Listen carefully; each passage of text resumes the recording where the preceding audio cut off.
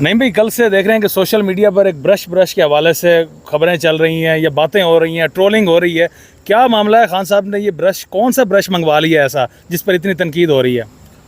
देखिए, बहुत शुक्रिया बड़ी नवाज। खान साहब ने इलेक्ट्रॉनिक ब्रश की बात की है और उन्होंने आज से काफ़ी महीने पहले की ये कहा है कि क्योंकि वो इस्तेमाल करते हैं ना। फॉर एग्ज़ाम्पल, अगर आप एक मशीन इस्तेमाल करते हैं बाल काटने वाली या कोई और चीज़ आप इस्तेमाल करते हैं तो उसमें कोई कलगन नहीं है और इससे पहले वो अपने पास रख चुके हैं, या तो वो ना रखा उन्होंने, तो मेरा ख्याल में कोई ऐसा जवाज़ नहीं है जिसकी बुनियाद के ऊपर खान साहब को ये फैसिलिटी नहीं है, बल्कि ये उनका बुनियादी हक़ है, तो नहीं दी जा रही। और जब मेरे सामने उन्होंने कहा डिप्टी सुपरिटेंडेंट को कि वो मेरा ब्रश का क्या किया है, तो उन्होंने कहा जी कि अभी ऊपर से अहकामात आने हैं तो फाइनलाइज़ होगा तो फिर आपको दिया जाएगा।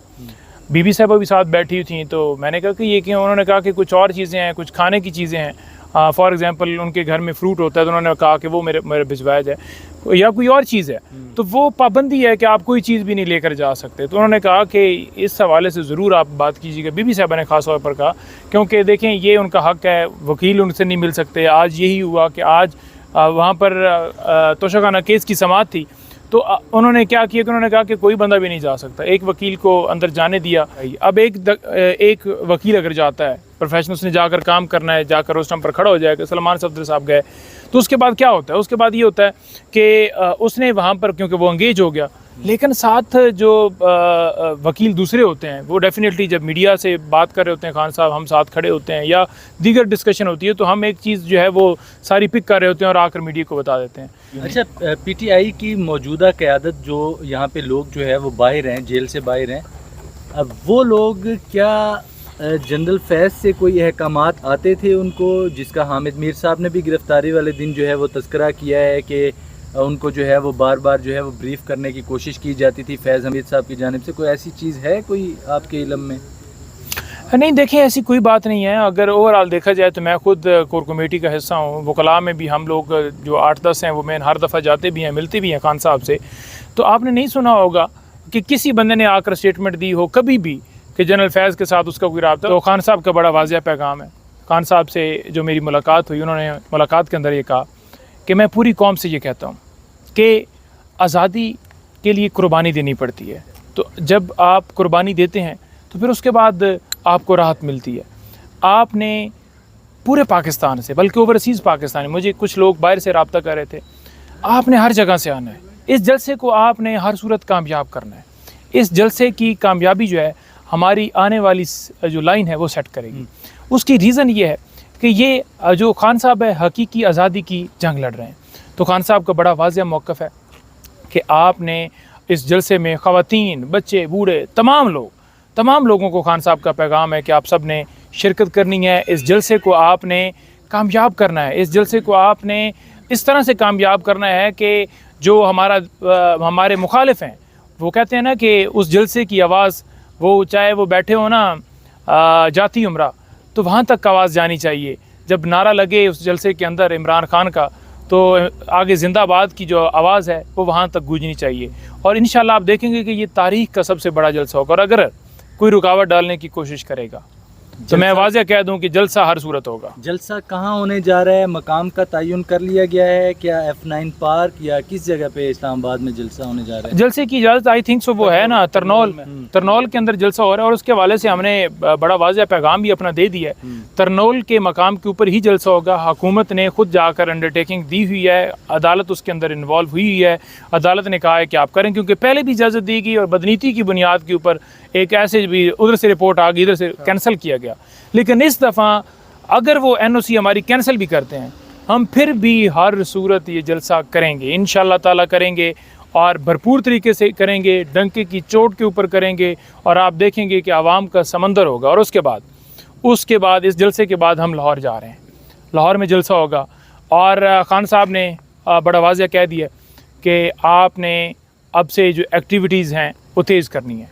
तो लिहाजा आप देखेंगे कि आने वाले दिनों के अंदर यूँ समझ लें कि हर हफ्ते या 10 दिन बाद या 15 दिन बाद हमारे मुख्तलिफ जलसे जो हैं वो ऑर्गेनाइज़ होंगे। नहीं हैदर पंजोता साहब, आपने कहा कि आपकी बार अगर एनओसी कैंसिल कर दिया जाता है उसके बावजूद आप लोग जलसा करेंगे, तो ये तो टकराव की मामलात हो सकते हैं, नुकसान हो सकता है, तो उसको कैसे आप लोग टैकल करेंगे? किससे टकराव हो सकता है? क्यों कोई टकराव करेगा? क्यों कोई आके हमें हर्डल डालेगा? क्यों कोई एनओसी कैंसिल करेगा? जब अदालत ने हुक्म दिया है पुरअमन जलसा करना हर एक तरह का, और हम चाहते हैं कि हम आवाम के साथ बात करें। आवाम चाहती है कि वो आकर अपना प्रोटेस्ट रिकॉर्ड कराएं, अपनी बात रिकॉर्ड करवाएं। वो चाहते हैं कि मुल्क के अंदर लाकानूनियत ख़त्म हो। वो चाहते हैं कि हमारा मुल्क माशी तौर पर उसमें इस्तेकाम है। वो चाहते हैं कि हमारा मुल्क आगे बढ़े।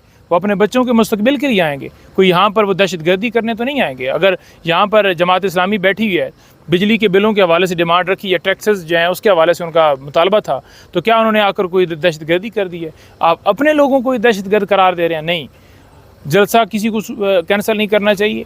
और अगर जलसा कैंसिल करते हैं तो डेफिनेटली वो हमारे मुखालिफ हैं गवर्नमेंट वाले, तो वो कैंसिल करेंगे, वो उनकी बदनीति होगी। तो वो तो नहीं चाहेंगे कि उनका डाका एक्सपोज हो।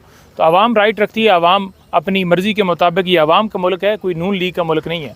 तो आवाम ने फ़ैसला किया कि वो 22 तारीख को इस्लामाबाद में जलसा कर रही है, तो आवाम आएगी और इंशाअल्लाह ताला हम सारे मिलकर नहीं करेंगे। हैदर पंजोता साहब, ये बताइएगा कि खान साहब के अब तकरीबन 2 केसेस रह गए हैं, तो एज ए लीगल कानूनी माहिर क्या लगता है, एज ए खान साहब के वकील क्या लग रहा है, खान साहब कब तक रिहा हो सकते हैं? देखिए, रिहाई की अगर बात की जाए ना, तो मैं ये देख रहा हूँ कि ये जो मूवमेंट स्टार्ट अब हो रही है ना, और लोग जो हैं जैसे स्टूडेंट्स भी मोबिलाइज़ हो रहे हैं, तो ऐसी सारी सूरत हाल के अंदर जब मोमेंटम ज़्यादा बनेगा ना, तो फिर उसके बाद आप देखेंगे कि जलसे जो हैं वो उनकी तादाद बढ़ेगी, रैलियाँ भी होंगी, एहतजाज भी होंगे और सारी चीज़ें। उसके बाद ही देखिए, आवाम की ताकत से खान साहब बाहर आ सकते हैं।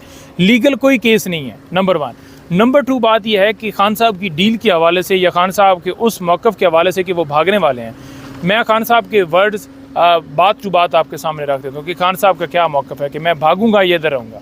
खान साहब ने कहा उस दिन कि देखो नहीं, मैंने कहा जी सर, उसने कहा है कि 2 वक्त की रोटी जो है ना वो इंसान ने खानी होती है ना। मैंने कहा जी। उन्होंने कहा कि एक बंदे की ख्वाहिश होती है जी मैं गाड़ी लूँ, मैं बंगला लूँ, मैं जहाज़ लूँ, मैं दुनिया फिरूँ। तो उसने कहा मैं दुनिया भी फिर चुका हूँ, मैं गाड़ियों पे भी बैठ, हर चीज़ मैंने देख ली है, ठीक है, तो बाहर भी मैंने 2 वक्त की रोटी खानी है, तो 2 वक्त की रोटी मैं यहाँ भी खा रहा हूँ। तो मैं तो जब 2 वक्त की रोटी तलब है आपकी, तो फिर मैं अपने मौक़िफ़ से क्यों पीछे हटूँ? मैं अपने नज़रिए पर कायम हूँ। मुझे ये जितना मर्ज़ी है रखना चाहें, और ये इनको अगर लगे कि मैं टूट जाऊँगा, तो ये इनकी भूल है। उन्होंने कहा है कि मैं किसी सूरत जो है अपने मौक़िफ़ से पीछे नहीं हटूँगा। सारे लोग ये सुन लें कि इमरान खान आज अगर बैठा है तो आपके बच्चों के मुस्तकबिल के लिए, लेकिन as a Pakistani, as a शहरी पाकिस्तान के, हमारी ज़िम्मेदारी है कि इस सारे माहौल के अंदर जो है हम उसके लिए निकलें। जब भी कॉल दी जाए, जब भी आवाज़ आए, तो उसके ऊपर लब बैक हैं, क्योंकि ये किसी एक की कुर्बानी से मामला नहीं होगा। हम सबको आना पड़ेगा, हम सबको आकर फ्रंट फुट पे आकर सारा कुछ करना पड़ेगा। हम हमेशा जब भी कॉल आई, मैं, हमारे और दोस्त सारे 7-8 दफ़ा कॉल आई है इलेक्शन के बाद, हम निकले हैं, लेकिन आपको भी निकलना पड़ेगा।